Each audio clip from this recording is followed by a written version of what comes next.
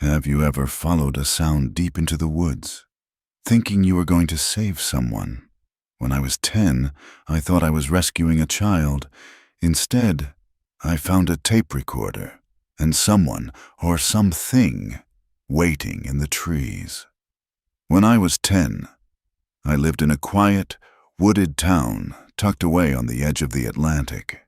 It was the kind of place where everyone knew everyone, and behind nearly every house stretched miles of dense, untouched forest. Back then, those trees felt like an extension of my backyard. Comforting, mysterious. Mine. But now, more than a decade later, I still can't think about those woods without remembering what I found in them. Or rather, what found me. I was in 4th grade when my mom started trusting me to stay home alone.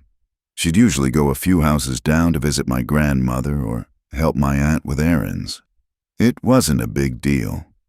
I was an only child, and my dad worked out of province for months at a time, so I was used to being on my own. Those nights were gold to me. I'd binge cartoons, sneak snacks, play video games, and sometimes, when I was feeling brave, I'd wander into the woods behind our house with a flashlight and my imagination. This particular night, the air was cool and the trees were still. I decided to head to my favorite spot, a mossy rock ledge not far from the tree line. It gave me a perfect view through the pines, and I always kept the house in sight. That way, I never felt too far from safety. But as I climbed onto the rocks and sat down, I heard something, faint, wet, broken, crying. At first I thought my ears were messing with me, but I stayed quiet, and it got clearer. It wasn't an animal. It sounded human, like a child. No words, just this dry, endless wailing. I froze. Who cries alone in the woods at night? My heart kicked into overdrive. Every instinct told me to run home, but another voice inside me said, "What if someone needs help?" Maybe it was a girl who'd gotten lost. Maybe she'd wandered too deep and couldn't find her way back. I looked toward the house, then toward the sound, and I made a choice I'll always question. I walked toward the crying. The forest grew darker as I went deeper, branches clawing at my hoodie. The sound kept shifting, distant one moment, closer the next. I couldn't tell if I was getting nearer or if it was just moving. But one thing was constant. The crying never stopped.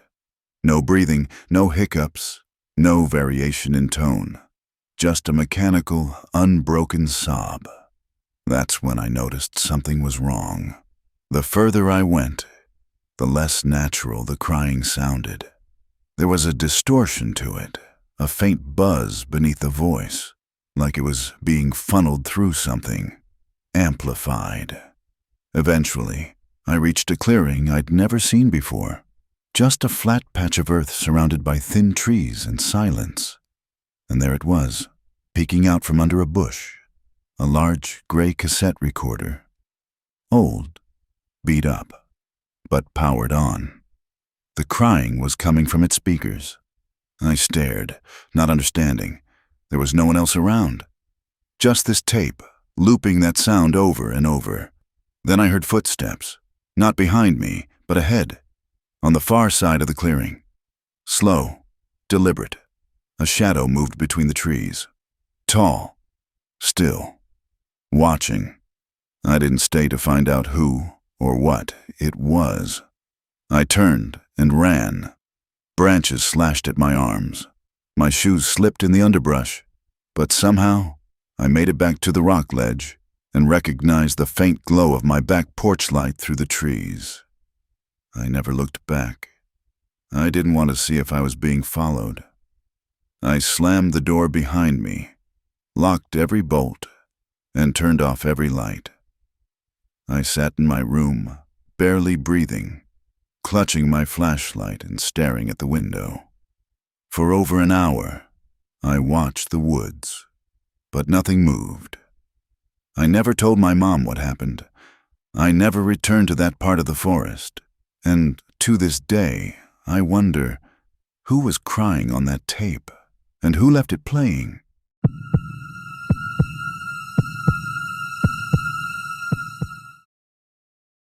It started as a late-night drive and ended in the kind of terror you only hear about in internet horror threads. I was 17, riding in the back seat of a beat-up old Geo with two friends, Kara and Morgan. Kara was driving. Morgan, my boyfriend's half-sister, was riding shotgun. We'd spent the day visiting friends in rural northern Michigan, and now we were heading home, deep into the wooded back roads where there are no streetlights, no traffic, no help. We were about an hour from home, just past midnight, when the car began making a strange grinding noise on a steep hill. Kara muttered a curse and tried braking, but by the time we hit the bottom, the engine sputtered and died. We coasted to the side of the road, surrounded by nothing but dense, whispering forest. No moonlight, no stars, just the cold hum of crickets and the distant creak of trees swaying. Kara and I got out to check the car. Smoke poured from under the hood, thick and sharp. She tried to fix it, but after nearly an hour, it was obvious the car wasn't going anywhere. That's when we all reached for our phones and got the same result. No signal, not one bar. The realization hit hard. Morgan started to panic, her voice trembling as she clutched her phone in the air like an antenna. Kara tried to calm her down, but her confidence was cracking too. The isolation was sinking in. I told them I'd walk back up the hill to try and find a signal. Kara agreed. Morgan begged me not to go, but I had to try. I left them by the car and started climbing, clutching my phone, the cold biting into my arms. At the top of the hill, still nothing, no signal. I walked a little further into the woods, just off the road, searching for higher ground. Then I saw it, a thick tree with low branches. In a moment of sleep-deprived desperation, I decided to climb it. Higher might mean a better signal, right? Halfway up, my cigarette pack slipped from my pocket. I sighed, annoyed, but kept climbing, and at the very top, finally, a single bar. I called my boyfriend. No answer. Tried again. He picked up the second time, groggy and irritated. I told him everything. The car, the woods, the no signal. He sobered instantly, said he'd come get us with his brother, and scolded me for being reckless. We hung up. Relief washed over me. But then, just as I started my descent, I grabbed a branch covered in thick, sticky sap. I paused, wiping my hand on my shirt. That's when I heard it. Swish, swish, swish. A soft, rhythmic sound moving quickly below me. I froze. The sound moved closer, circling. I couldn't see anything through the darkness, but the noise was unmistakable. Footsteps dragging through leaves. And something about the rhythm chilled me. Then it stopped, right beneath my tree. I held my breath, my heart hammering against my ribs. For a minute, there was nothing. Then twigs snapping, leaves rustling, and then the swishing again, moving away deeper into the woods. I waited until I couldn't hear it anymore. Then I scrambled down, half jumping, and ran back toward the car. When I got to the bottom of the hill, the hazard lights were off. Morgan and Kara were inside, doors locked, windows up. Morgan cracked hers open just enough to whisper, "Where were you?" I pointed toward the hill. "I called Caleb. He's—" Kara cut me off. "Get in the car." Confused, I climbed into the back seat. They slammed the locks. They were terrified. Morgan, almost in tears, said that not long after I left, a man emerged from the woods, running, but not like a normal person. She described it as jerky, exaggerated, wrong. He ran up the same hill I'd gone toward. They thought he got me. I stared out into the darkness, my stomach dropping. I remembered the sound, the strange, dragging steps, and I realized if I hadn't stopped to wipe sap off my hands, I would have been on the ground when he passed under the tree. We waited. The silence felt endless. Then Morgan whispered, "Oh my God." She pointed. I looked and saw nothing, but I heard it. Swish, swish, swish. Getting closer. A figure appeared out of the dark, tall, thin, the features too hard to make out. He walked up to Morgan's window and pressed his face against the glass. None of us screamed. We just stared. His face was average, pale, ordinary, but something in his eyes made my blood go cold. Kara flashed the headlights. He didn't flinch. Then he walked calmly to the front of the car, standing in the beams like a statue. We couldn't move, couldn't speak. He wore corduroy pants, the source of the swishing, and a huge sweater with sleeves too long for his arms. They flopped as he walked. And then he began to circle the car. 2 steps forward, 1 step back, again and again. A hypnotic, methodical movement, like a ritual. Morgan sobbed quietly. Kara looked like she might throw up. I tried to be brave. I leaned forward and whispered through the crack in the window, "Hey man, can you stop? You're scaring us." He stopped, turned his head, locked eyes with me. Then he smiled, tilted his head, and walked backward, into the woods. We were paralyzed. We whispered guesses about what he wanted, who he was. Then Kara said, "Wait, he's back." He was across the road now, still doing the 2 steps forward, 1 step back pattern. This time, holding a large branch. He paced, slowly, then suddenly rushed the car and slammed the branch into my window. We screamed. He backed off, then came running again. Swish, swish, crack! He hit the window again, over and over, repeating the motion like a dance, like he was trying to break through. Then, headlights. Kara laid on the horn. Our rescue, my boyfriend Caleb and his brother. They approached. Corduroy guy paused. Caleb tried talking to him while his brother helped us move the car off the road. But Corduroy wasn't done. He backed away, 2 steps back, 1 step forward, then suddenly lunged, aiming the stick at Caleb. Chaos erupted. Kara ran. Morgan sprinted to their car. I was alone behind the Geo. I heard someone yell my name. I turned, just in time to dodge. The branch smashed into the back window. I ran. Caleb pulled me into the car. We sped off, Corduroy's silhouette growing smaller in the rear-view mirror. Morgan sobbed. Kara hyperventilated. Caleb muttered curses. But before we fully escaped, Kara looked back and said, "He's chasing us." We didn't look. We didn't stop. The next morning we returned with a tow truck. No sign of him.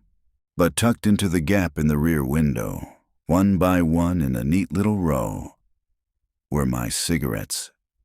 The pack was missing. He'd found them and left them behind.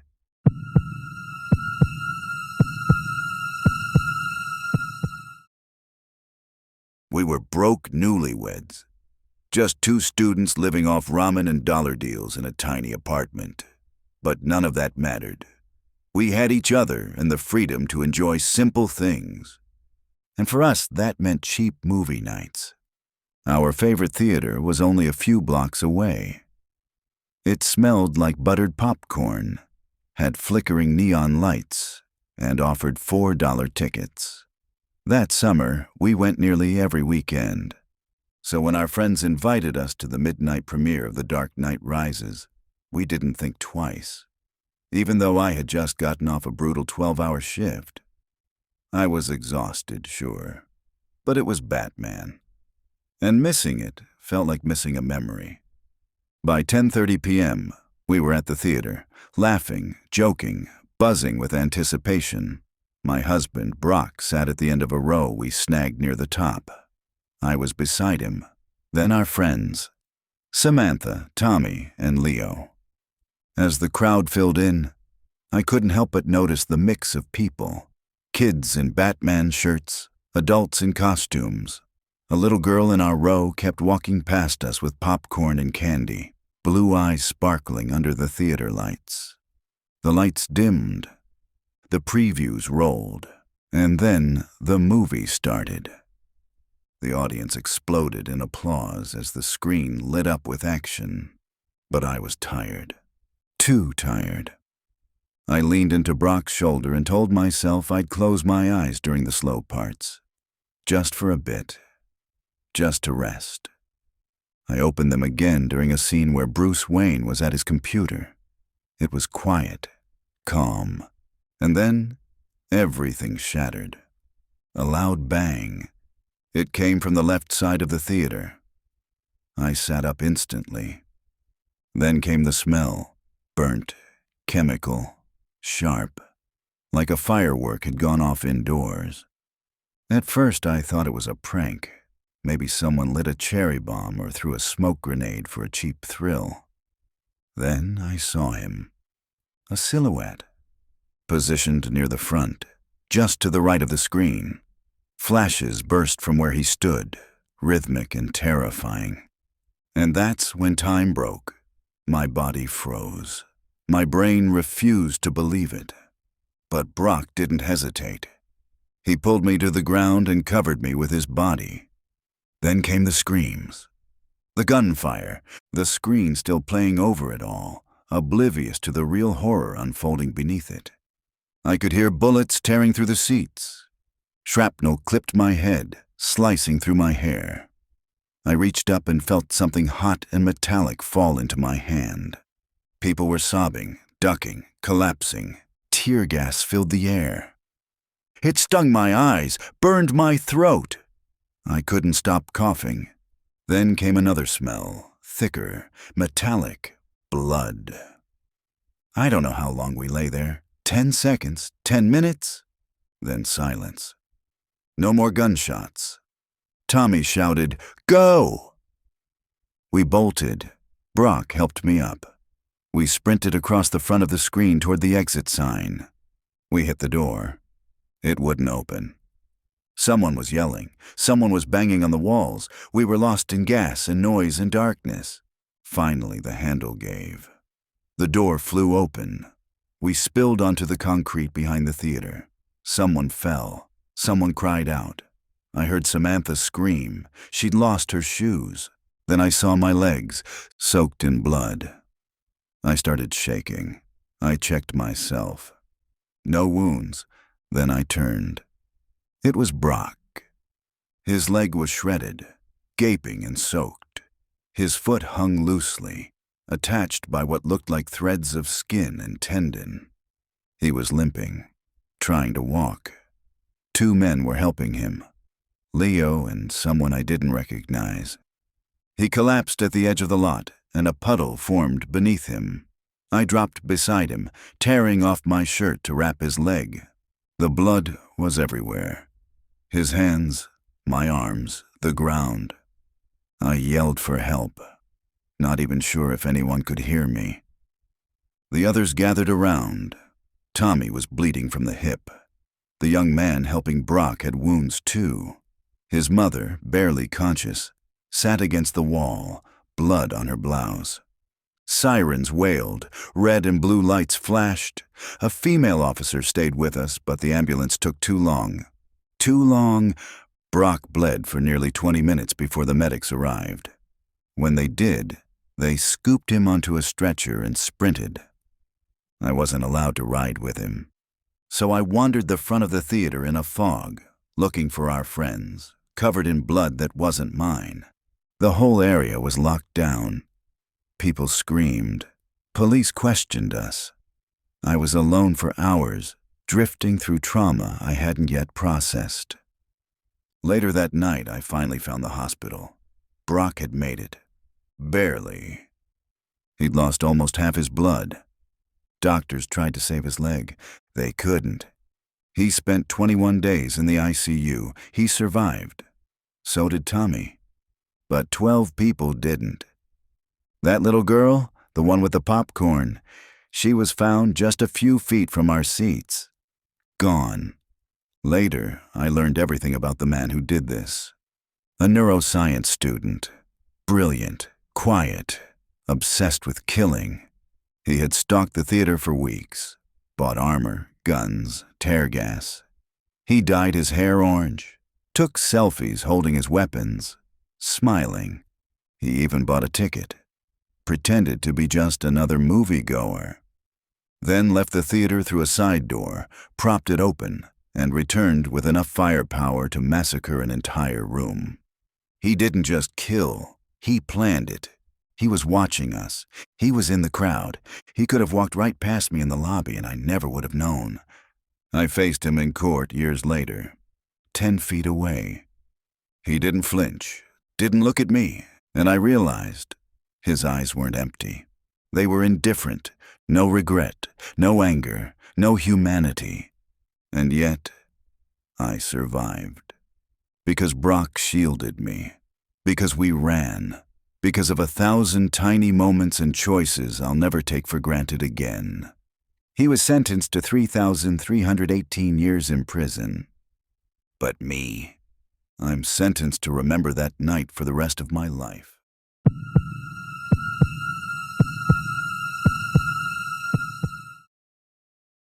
When I was 16, my dad and I lived in an old cultural center on the edge of Toronto. Not near it, in it.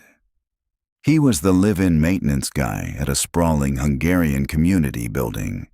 It had banquet halls, meeting rooms, and an apartment tucked up on the 3rd floor where we lived. It was weird, but kind of cool. We had the whole place to ourselves when it was empty, a maze of echoing rooms and long, dark hallways. My dad's job was mostly setup and cleanup for events. Weddings, dances, meetings, you name it. But that night, they asked him to work security for a local dance competition being held in the biggest room in the building. He looked the part, 6 feet 3 inches, 300 pounds, built like a refrigerator. It made sense. While he worked downstairs, I stayed in the apartment, gaming in the living room, completely unaware that within minutes, someone would be shot and my front door would be kicked open. I think I was playing Diablo 2. Probably just finished a dungeon. Then out of nowhere, our front door slammed open. A teenage guy, maybe 17 or 18, came sprinting in, eyes wide with panic. He slammed the door shut behind him and locked it. I jumped up, stunned. "Who the hell are you?" he stammered, gasping. Someone's shooting downstairs." Everything in me froze. Not because I thought I was in danger, but because my dad was down there. "I didn't know how bad it was. I didn't know if he was hit." But in that moment, my mind split in two, worrying about him and trying to survive myself. First things first, I checked the guy's hands. No weapon, no blood. Good. Then he bolted down the hallway into my room and opened the window. We were on the 3rd floor. He tried to rip the screen off and jump. I grabbed him, yelling, "You'll die if you jump, stay in here." That seemed to snap him back, but before I could say anything else, there was banging on the door. Loud, desperate. He'd locked it when he came in, and now a flood of panicked people from the dance were trying to get in. I opened the door. 20 people rushed into our apartment, crying, hyperventilating, shaking. I herded them into the kitchen. Some pulled out their phones, dialing parents, friends, police. It was chaos. One of them looked around and said, "Wait, is this someone's house?" I nodded. More of them asked how to get out of the building. That's when I had to deliver the worst news possible. The only exit was right next to the room where the shooting had happened. The front doors were just past the banquet hall. Eventually, once things had calmed a bit, they made a run for it. As soon as they left, I locked the door behind them, grabbed my keys, and ran downstairs to find my dad. I expected broken glass, flashing lights, blood on the floor. What I found was worse. An ambulance was already there. Paramedics were trying to save a guy who had been shot in the head. I recognized the name later on the news. He was the winner of the dance competition. He got shot just after being announced. My dad was okay, but barely. He had opened the emergency doors when the shooting started, and in the stampede of terrified people, he got trampled. He told me later what he saw. The winner's name was called, and in the middle of cheers, someone in the crowd pulled out a gun and fired 3 times. One shot to the head. The other 2 missed, possibly hit the walls or ceiling. The next day, police were searching the attic, trying to trace the stray bullets. The function hall was locked down for weeks. Caution tape, officers posted at every entrance, surveillance footage under review. Every day, just to get home, I had to tell police who I was to be allowed back in. It didn't feel like our home anymore. It felt like a crime scene. The guy who was shot, his name was Keegan. He died the next day in the hospital, and the shooter, never caught. To this day, I still check the news once in a while. Try to find an update, some sign that they found him, but I've never seen one. No closure, no justice. Just one violent moment, and a door that's never really closed.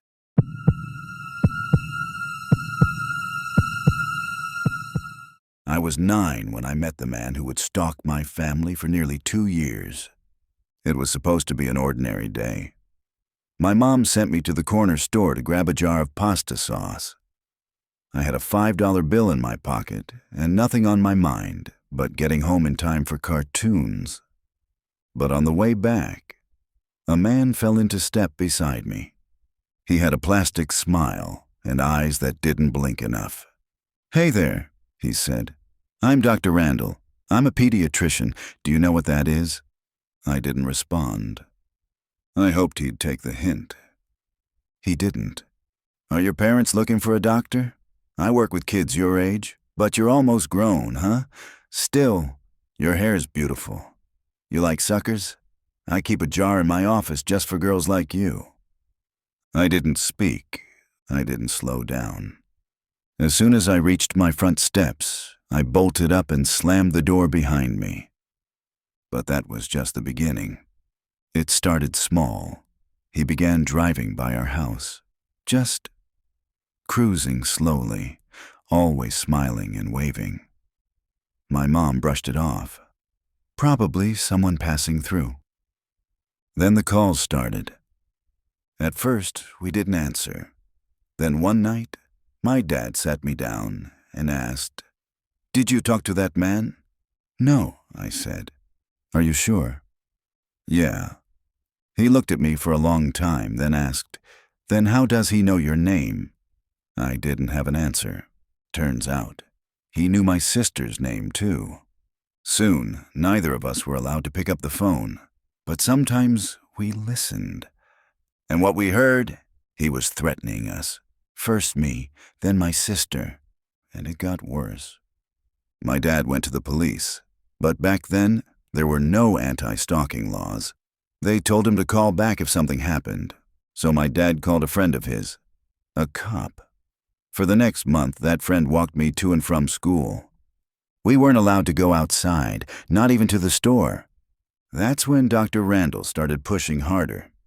He began describing the inside of our house over the phone, the back porch window that could be opened with a knife, even when it was locked, the French doors in the living room, and how the latch could be jiggled loose from the outside. He said he'd been watching, said he knew when my dad was home, when he wasn't, said he was going to come inside. One night, he tried. My parents were out at a company event. My brothers were at the roller rink. It was just me, my sister, and our baby brother asleep on the floor. We were watching late-night TV when the French doors at the back of the house swung inward. But my dad had jammed nails into the bottom of the doors. They snapped back. In that second, I saw his silhouette. My sister screamed. We ran upstairs, then realized we'd left our little brother behind. We crept back down and carried him up as quietly as we could. From a dark upstairs window, we saw him again, standing at the back door. He knocked.